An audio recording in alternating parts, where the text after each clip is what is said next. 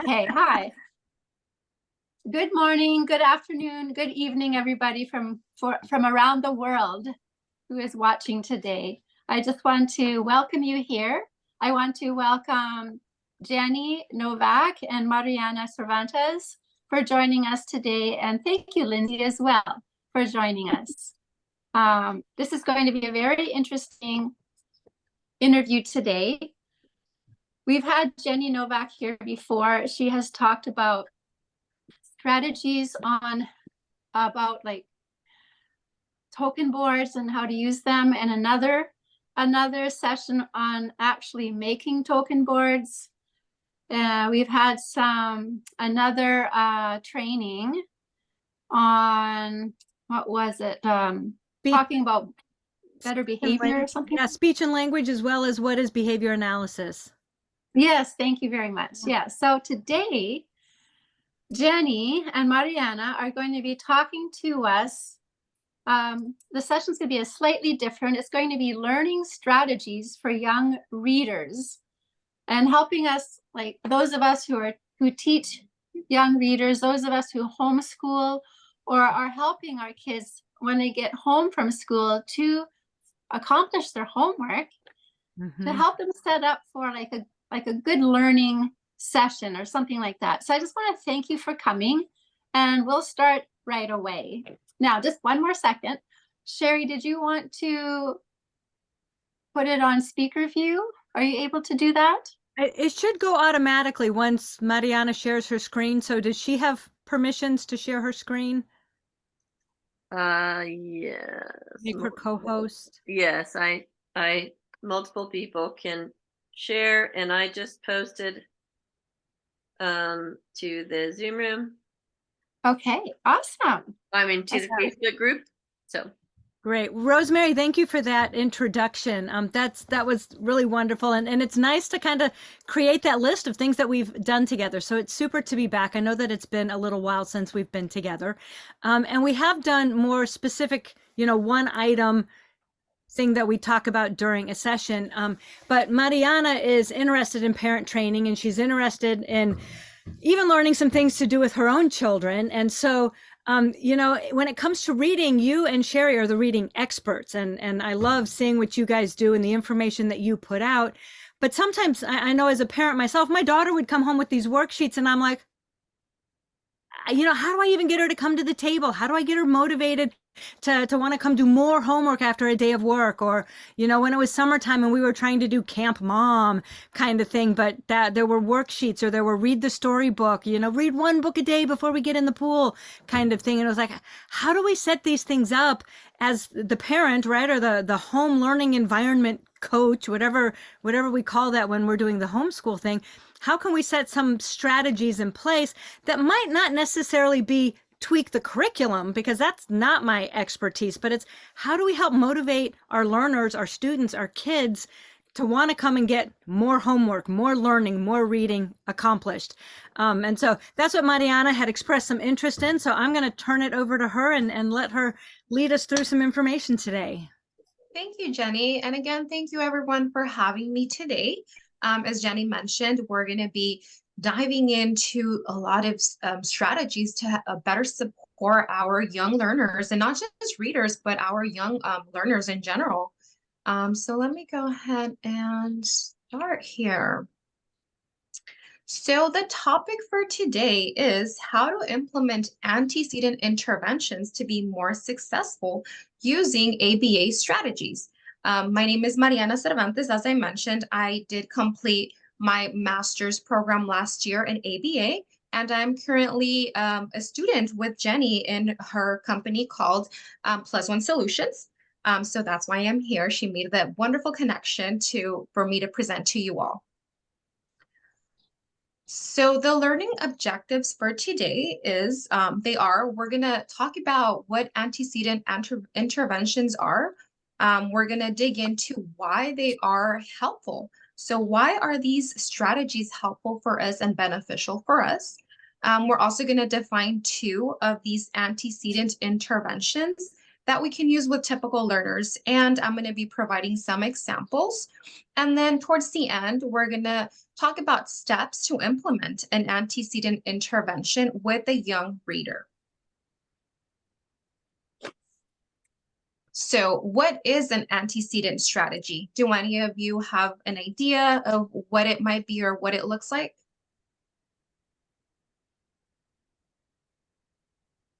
So an antecedent strategy is a preventative strategy implemented in the classroom to reduce the occurrence of challenging behaviors. These strategies focus on modifying the learning environment or removing elements in the environment that may be triggering or increasing a challenging behavior. Some examples include not responding to a request, leaving the learning environment, providing a verbal refusal, or providing a tantrum, or even arguing with us because they don't want to do, or they're having a hard time with this specific task. Why are antecedent strategies helpful? Well, according to studies, they have been proven to be helpful because they significantly reduce the likelihood of problematic behaviors. So because we are going to be rearranging the environment, we're going to be, placing the demand in a different way, and we're going to dive into a little later. It has been proven to be effective to reduce problematic behaviors. It also increases the chances of the desired behavior, and they're very easy to implement.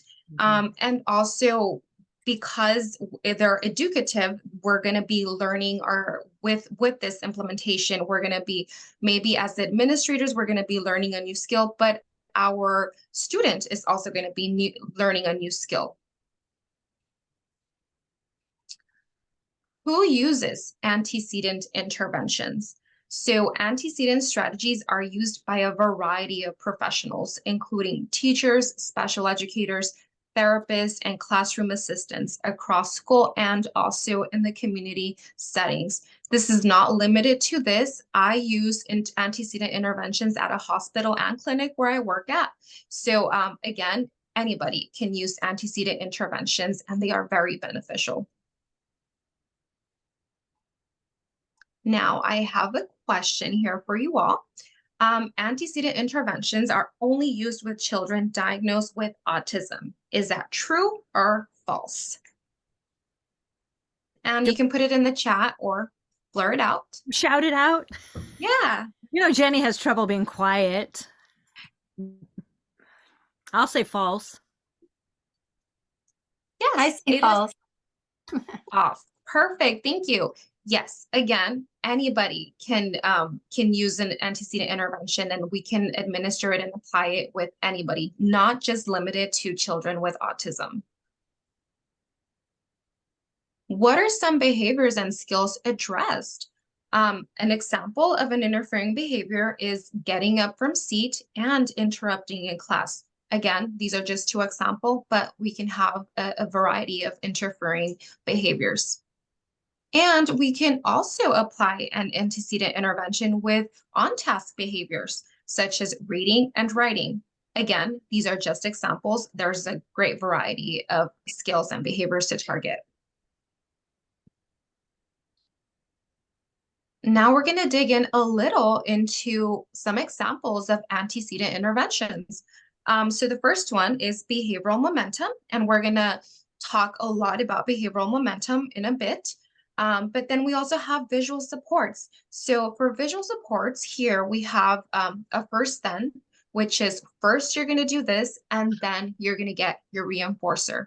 A token economy board, which is basically, tokens that a student is receiving when completing a certain task or a demand. And it could also be a calendar, a checklist, anything visual that supports this student, it can be used as an antecedent intervention. And then we also have environmental accommodations. So this is very broad as well. It could be anything from the light being too bright, from the noise level. It could be the setting arrangements in the classroom. It could be the learning environment. the proximity to other students in the classroom. So again, anything in the environment that we make a change to or accommodate differently to better support this student fits into this category. And then we have demand and task adaptations. So this one looks into a little bit on the way that we're placing the demand. So maybe we've always provided the student with a verbal demand. Well, how about we provide the student with a visual demand? How about we write it down on a checklist? How about, we label things in pictures, or we label his environment or her environment. So it's really just manipulating the way that we're placing our demand. And then one that I really like to encourage my families is providing choices. When we provide choices, we're providing that student with motivation because they're able to select what they want. They're able to pick their their highly interested activity. So just really providing choices really empowers people, and our students are not any different. Awesome, Marianna. I want to jump in here on a couple of these if you go back to that slide, because I think some of these things we forget about for our kids, but I think we do them so much for ourselves as adults, right? And I'm thinking, I'm sitting here, it's cold in Northern California. I've got my heater pad on my feet. I've got my tea. I've got my fluffy warm jacket on, right? I'm like, I'm going to sit here. I'm going to listen. I've actually been sitting here since 7 o'clock this morning. I am going to do everything I can to the stuff around me that I can control to help what I can't control on the other side of the screen be better for me, right? So we do this as adults, and hopefully we've learned to do it really well. And so my thought process with my families that I work with is, do we really have to sit at the desk? Can we sit on the floor today, right? Can we do reading on the couch with the snuggy pillows and the dog or the cat, whatever, your pet of choice is. But sometimes just those surrounding things, we want to make this sterile learning environment sometimes. And I'm like, I don't do very well in that environment, at least not all the time. So these were some really good suggestions. And I'm wondering if anybody else can share on any of these that you have up here, what they've tried for themselves as an adult, not what we've done with our kids, but what have you used for yourself as an adult? Lindsay, go ahead and unmute. I noticed you put something in the chat. Can you hear me? Yeah. Okay. So yeah, we read outside a lot. And sometimes we'll even take like short books to the playground. And so I will let them go and like run as much as they possibly can. And then I'll say, okay, let's come over here and read a book. And we might read for 5 minutes, sometimes 3 minutes, just sometimes 3. I love it. Yeah. And then, then they get to go play again. And so, and as long as they continue to come over willingly and sit and read for a few minutes, then the longer that we stay at the playground. Mm-hmm. And so they know that. So yeah. That helps a lot. And it also decreases them getting answers wrong on purpose. Like if we talk about the story or whatever, because sometimes like for attention seeking, my son especially, he'll just give the wrong answer. But when we're at the playground, he never does that because he wants to get up and go play as soon as possible. So he's like, let's get these questions out of the way. I love that. Yeah. Also, like instead of doing flashcards where they're sitting, putting them around the room and then like hopping to them or slither like a snake to the and jump to the, or put your elbow on this and put your shoulder on that. Those are other ways. Susan, you can go ahead and unmute yourself to tell us what you are, if you can. Hi, sorry, I'm just having lunch. Oh, you're having lunch. I'm not okay. Show you my mouth. Sorry. That's okay. I just saw it pop up, so I'm like, okay, now I'll just join and see what's the discussion. I used to be an elementary music teacher in the public school system. I've taught kindergarten right up to grade 6. And I'm here in Canada, actually. So Edmonton, Alberta, Canada. And I used to make those stories come alive. Like when I was as a teacher, music teacher, I would give the characters a special sound. I would use musical instruments to represent a character, or any words or any specific words that were repeated a lot. Then you would put an instrument sound to it. That way you get your kids involved in it. They're like, oh, that's my word coming up, because you're following along the story and go, oh, it's my turn. I gotta make sure I play that sound or play those notes when it's my turn to come in. So then they're focusing and they're tracking along. All right. And then if you do it enough times, then you can actually present it. So in our school, what happened was we used to have like the monthly assemblies. Now, because I started doing that, and every month I committed to teaching, having a class perform in the assembly, we increased the assembly attendance, because parents would come to see their kids telling the story, you know. Yeah, for sure. Sometimes we use puppets and stuff as well, you know, just simple things that you could do. And because it's child created, they get invested in it. Yeah. As a grade 1 student, I used to do a teacher. I used to have word families. I don't know whether you guys use the word families, the M family, the N family, you know, the at family. So I would have them. We would read through the story and then find out which words belong to those families, and we'd do something fun with it too. Awesome. Fantastic. Yeah. Marianna, you're going to talk about behavioral momentum on a next slide, right? Because Lindsay had an example for that. So I'm going to hold Lindsay's comment till you get to the next slide. Thank you for sharing, Susan. Yes, thank you, everyone. Those are great examples of, you know, environmental modifications and also reinforcement. So thank you all for sharing those. Behavioral momentum. So I really didn't talk about behavioral momentum because we have a few slides for behavioral momentum. So what it is that it is a procedure used to increase compliance. It includes presenting at least 3 requests for high probability responses in succession, followed immediately by a request of a low probability response. So the key with this procedure is to immediately provide positive reinforcement for compliance with the low probability request. So let me talk a little bit about the low probability request. So this is the challenging behavior. This is the behavior that, you know, our student is having a hard time with. It could be the reading, it could be staying in the seat, it could be raising his hand. And then the high probability requests are the tasks that the student is really good at. And, you know, they know how to do without hesitation. And they're on it for those requests. And then, so how it would look like is, number 1, we're going to apply the high probability request. Remember, these are the requests that our student is really good at.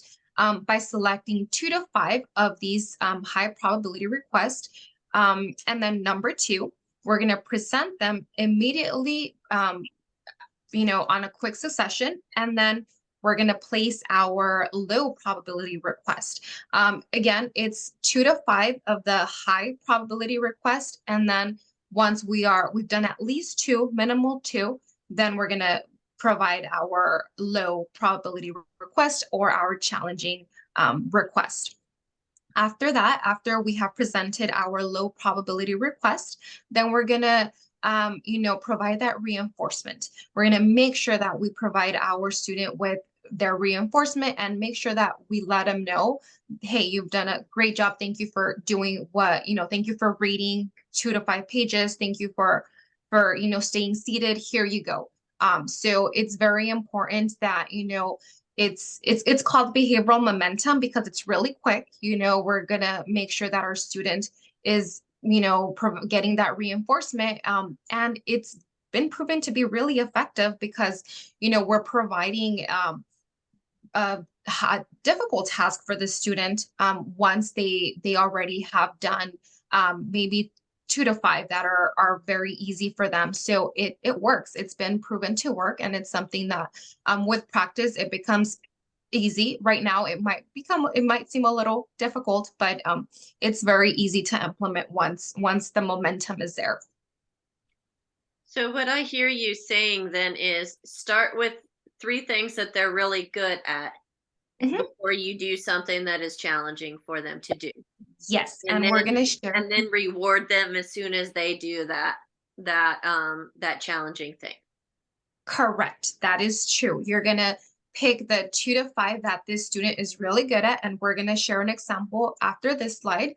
But it could be anything from, this student is really good at, I don't know, coloring, or they're really good at, following a simple direction, such as you raise the board. Any 3 to 5 that they're really good at, and then you place the difficult or the challenging request. And then after that, you provide the reinforcement. And so how it works is that you have to have a variety of reinforcement for behavioral momentum. Social praise may not be enough for behavioral momentum. So you really have to know what reinforces the student. Is it going to be, I don't know, maybe a social praise is good enough for the student, but maybe it's not. Is it going to be a token? Is it going to be a sticker? Is it going to be 5 additional minutes during recess? So really knowing what reinforcer to use with your student is really going to be the key for behavioral momentum. And here is an example. So for our first high probability request, we're going to say, Johnny, please help me pass out the books. For our second high probability request, we're going to say, great work, Johnny. Now help me straighten the desks. And then for our third high probability request, we're going to say, you did such a great job with the desks. Now give me the homework folders. And then for the fourth low probability request, this is the task that Johnny is not good at, or he's having a difficult time doing. So it says, now Johnny, read pages 5 through 8 all on your own. And then so Johnny reads pages 5 through 8 all on his own. And then so you provide that reinforcement and you say, Johnny, I liked how you read all 3 pages all on your own and answered the questions. Now we're going to check that off your list for today. So let's say that for the initial, for reinforcement for Johnny, maybe he had a checklist that he uses for his day. So maybe checking off that specific item off his list is already reinforcing for him. So again, the reinforcement is going to vary. It's going to vary depending on the student. But, the most important thing is that we're providing those high probability requests, which are the easy task for the student.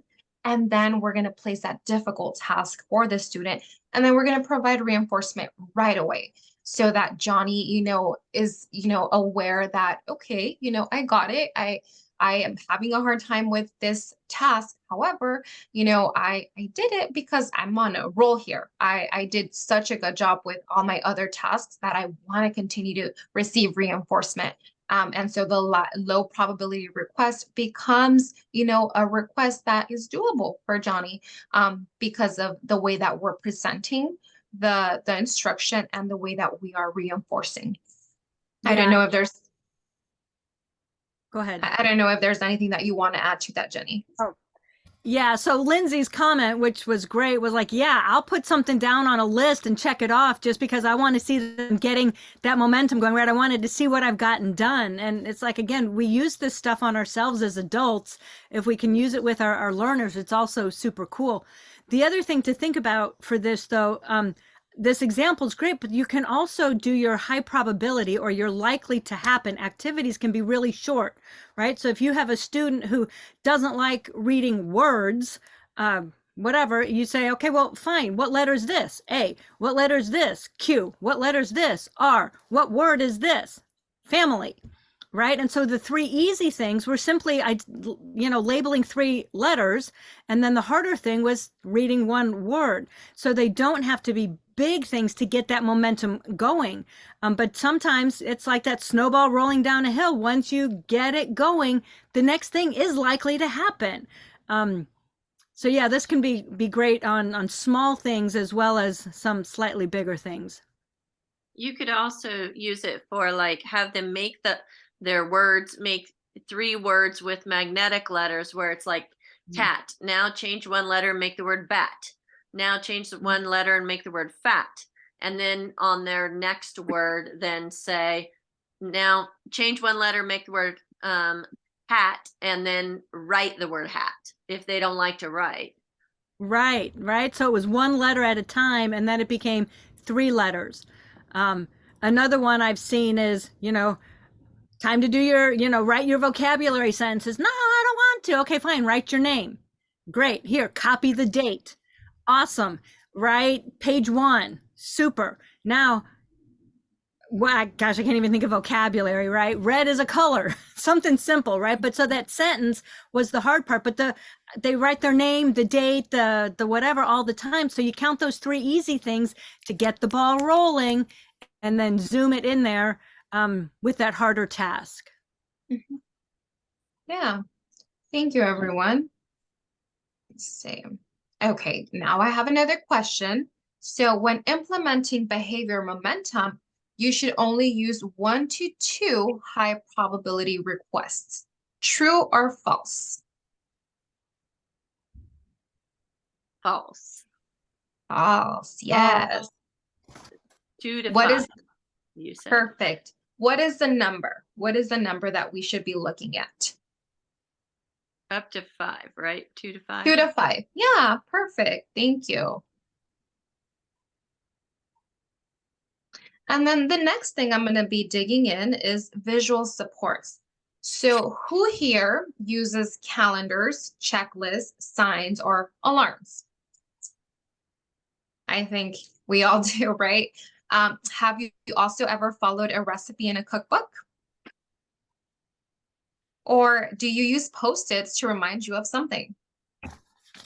So there you go. So visual supports are really beneficial, and our students can also benefit a lot from visual supports. So for our students, visual supports enable students to keep track of daily activities and develop an understanding of time and sequences. Any visual tool that supports the student throughout the day is a visual supports. So here on the top, we have a first and then board. So a first and then board is super simple. So first we're gonna, put the toys away, and then we're gonna play for 5 minutes in the computer. So this first and then board will really help our students, So leave them alone. get the finish or complete a difficult task or a challenging task by first, placing a simple direction and then reinforcing. A session schedule. So maybe this, student really benefits from having a daily schedule. And so having pictures of what their day would look like would really help them ease into the transitions of the more difficult tasks. And then providing choices. So again, I really want to emphasize providing choices to our students. We want to make sure that, they have a choice, and maybe if it's reading, have different options such as nonfiction or fiction, or maybe a chapter book, or maybe a simple book. So really just providing different choices will be very beneficial for our students.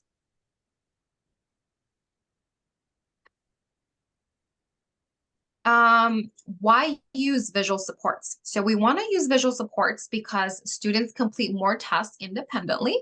So because they have their visual, support, either a calendar, a checklist, a session schedule, they're able to, manipulate that visual all on their own. So we're actually giving them a sense of independence. They learn rapidly. So having that visual support really enables them to learn quickly. Having visuals also demonstrate lower levels of frustration related to task completion. So when we provide our students with a visual or a big picture of what the day will look like, they already know what to expect. They know that in order to, go to recess, first they have to do math, or first they have to do reading. So visual supports are really helpful when it comes to having them ease those difficult instructions. And then the last one, it really helps adjust better to changes in their environment. So again, having them see that bigger picture really helps them to know and have an idea of what's expected during their day. So steps for implementation.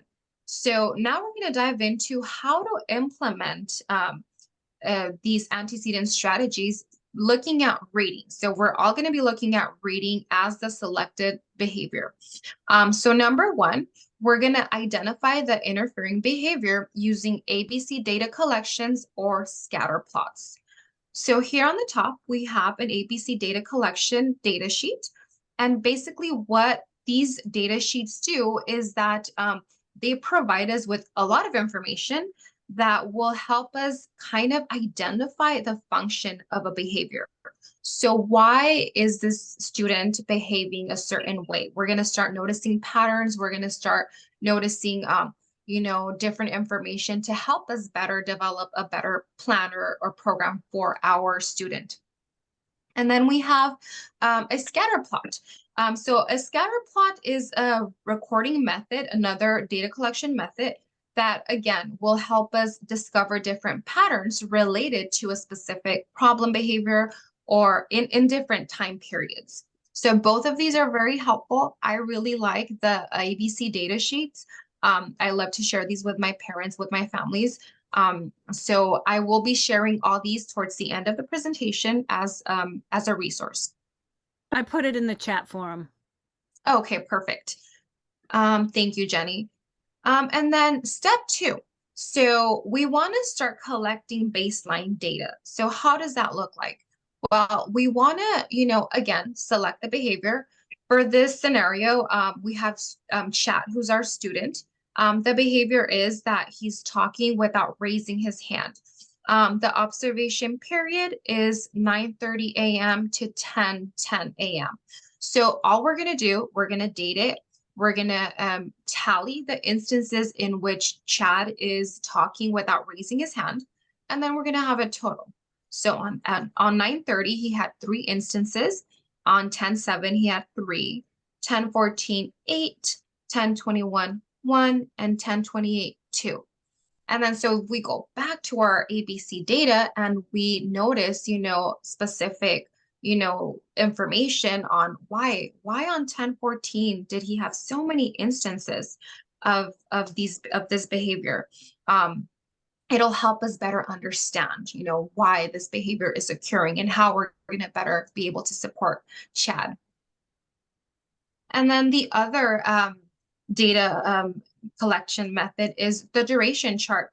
So basically for this one, it's almost very related to the frequency, but this one is going to tell us, how much time is Chad engaging in this difficult behavior. And, we're going to put the start time, end time, and the total duration.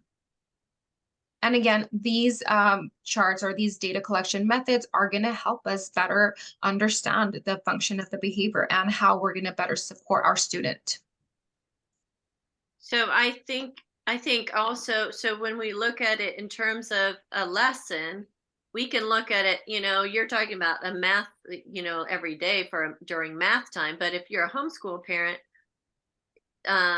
being able to look at our actual reading lesson and going, okay, where am I getting the pushback? Well, it's during our book reading time or during our sight words time, or it's during, so you can actually isolate the time of, and what is the activity? What am I asking him specifically to do that might be causing him to cause these problematic behaviors? Yes, perfect, Shari. Thank you so much. That's such a great example. Yeah, and it could be a variety of different things. That's why, just noting down a certain, the way that you provided the instruction. Maybe it's with a different, teacher, a different adult. So just noting those things really do make a difference in order for us to provide better support to our students. So steps for implementation. Again, we're going to implement by identifying a strategy. So there's a lot of things to consider when we're going to select our strategy. We're going to consider student preferences, alter how instruction is delivered, enrich the environment, change the schedule, the routine. So a lot of things to consider when we're going to select our strategy. Then we're going to also be aware that we're going to have to provide reinforcement. So having a good variety of different reinforcers for our student is really going to be the game changer here, because we have to keep in mind that not all of our students are reinforced by the same factor, by the same thing. So we really want to have a great variety of reinforcement available. And then we're going to create a lesson plan. We're going to make sure that, we create a lesson plan specifically for our student, and that we monitor the progress and we review the progress to see what's working and what's not working. Another question here: what is one thing to consider when identifying a strategy to implement? Anybody?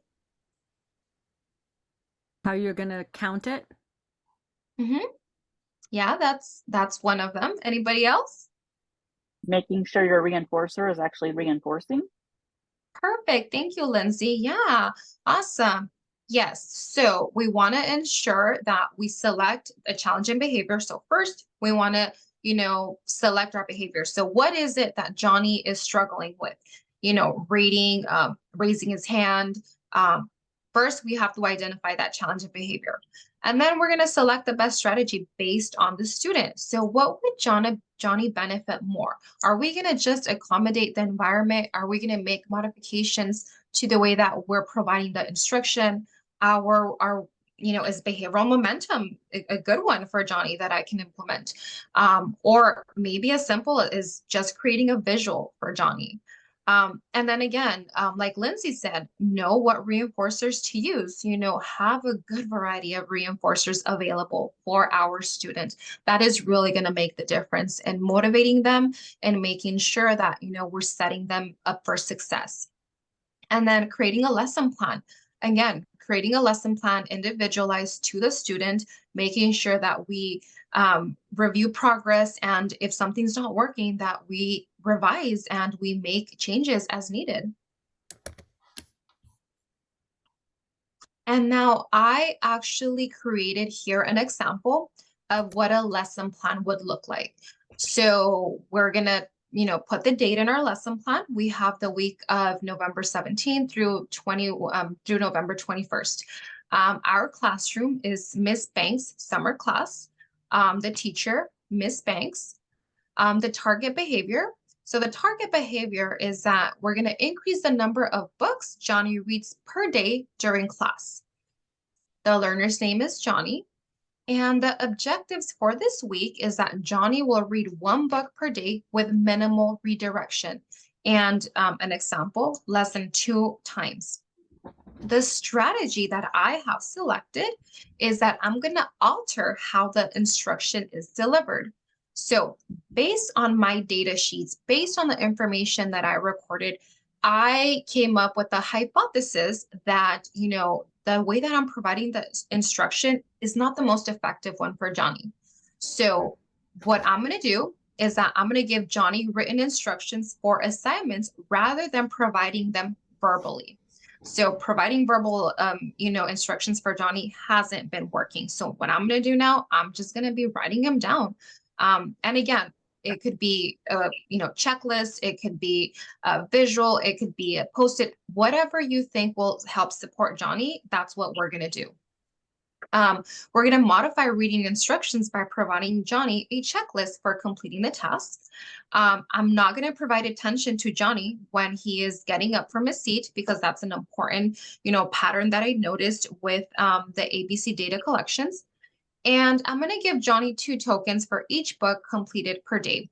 So Johnny actually, uses a token board. He is highly reinforced by tokens. So every time that he reads the 1 book per day, I'm going to make sure that I give him his 2 tokens per day.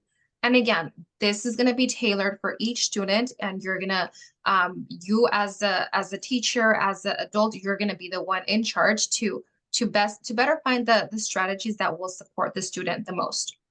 And then the materials that I'm going to need in this lesson plan are also going to be included. And it's going to be a token board and checklist for all reading assignments that need to be completed during the week.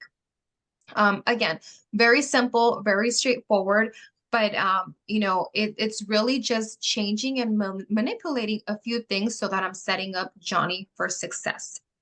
Is there any questions, any feedback on this, or anything that, you know, that you as a teacher, as an adult, are having already a difficult, you know, time with, that we can quickly here try to brainstorm a plan for you all? So I'm having trouble increasing my son doing independent tasks, like increasing his time spent on completing work on his own. So I've started having his aides like sit further back from him, because he's like past the point of like when we're doing calendar time of having to say, okay, write N, write A, write R. But he's having trouble staying on task.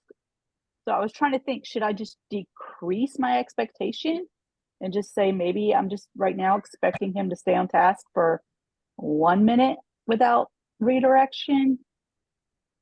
Or yes, great question, Lindsay. Yeah, I think, and Jenny, feel free to chime in. I do think that, you know, we want to begin by setting up our students for success. So if maybe, you know, the time that you have for him may be too high for him. So just starting off shorter and then increasing after, you know, once he is being, when he's you know, engaged on that task, then we want to start increasing. And that would be your environmental modification, right? That's going to be a part of the instruction. You're modifying the instruction. So yes, starting smaller and then increasing would be my recommendation.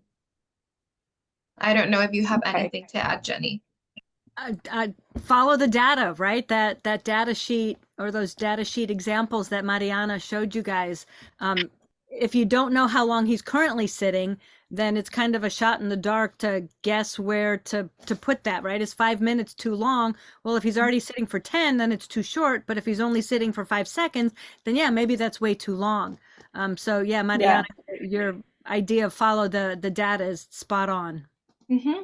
Yeah, okay. Yeah, he'll sit for the whole time, but is he engaged is the question.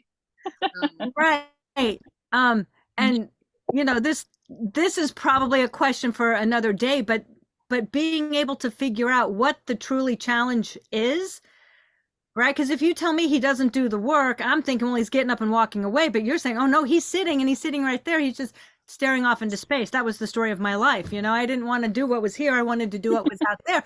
I would sit all day, but the brain was someplace else. And so knowing what the reinforcers are and how to use them and how to set them up to do that independent work. And I'm not really sure that independent work would be a super, or I'm thinking behavior momentum for independent work.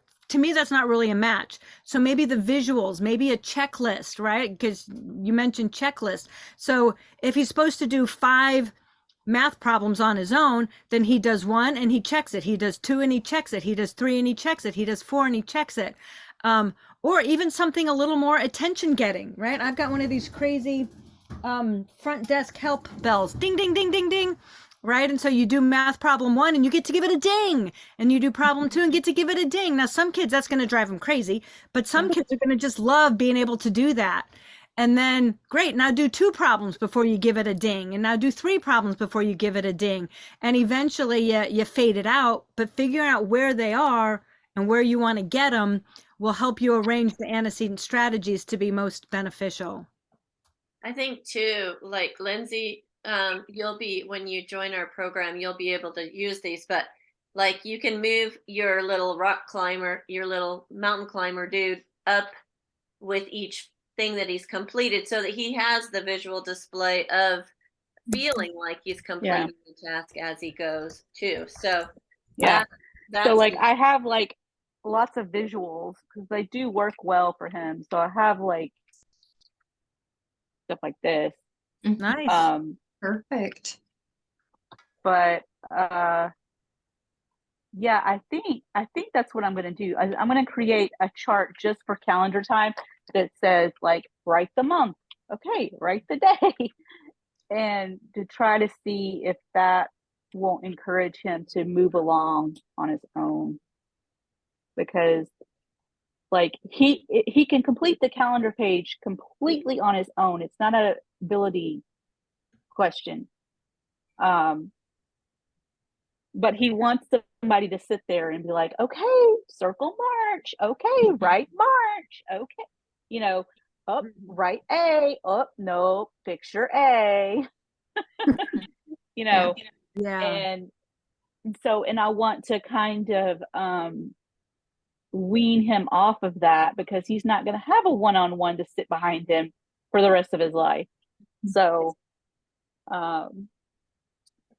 I want to try to, you know, like I said, increase his independence a little bit with doing that. So that's what I'm going to do. I think I'm going to try first is just create a like a visual for his calendar page and let him check it off as he goes. And then maybe he'll get, you know, a 7-minute break instead of just a 3-minute break. Yeah. There you go. Perfect. Thank you so much, Lindsay. And then the last step, you're going to monitor your learner progress. So you're going to use the same baseline. So we're going to look at our data, and then we're going to compare the progress with the intervention selected. So again, it's really like Jenie mentioned, you know, we're going to rely on our data and look at the trends, look at what's working, what's not working. And, you know, as needed, if we need to edit or revise our strategies or how we're, you know, providing the instruction or modifying the environment, then we're going to have to, you know, make those changes. And we just really talked about it right now. We want to make sure that, you know, if a behavior is not, you know, if it's not doing what we want it to be doing based on, you know, the data that we collected, if it's not getting any better, if the challenging behavior is still occurring, then we're probably, you know, not doing something right. And that's okay. You know, we just really have to monitor our progress and ask ourselves the following question. Is the interfering behavior well-defined? Did we select the appropriate challenging behavior? Is it observable? Is it measurable? Can we continue to take data? Can we, you know, look at the progress and see if it's working, if it's not working? Are antecedent strategies being implemented consistently by all staff? So keeping that in mind, are we being consistent with, you know, how and the way that we're placing this intervention? So we really want to make sure that we're all on board. If there's different, you know, adults working with the student, we want to make sure that we're implementing it the same way in order to set up our student for success. And this is the end of the presentation. Does anybody have any other questions that I can support you all with?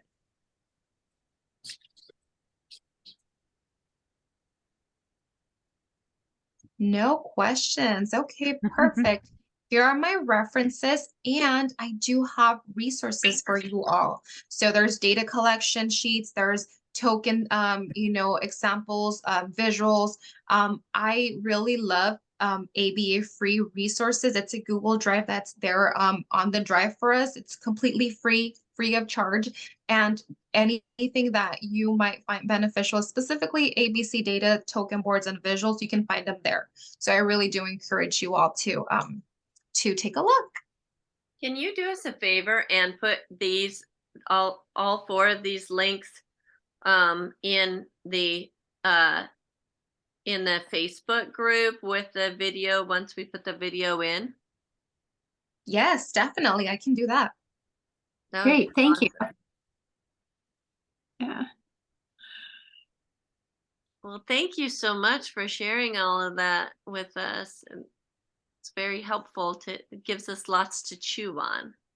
Yeah, it was so full of ideas and so many different, it gives us so many different strategies to try with our kids, whether we're like tutoring or with her own children. So thank you so much, Marianna.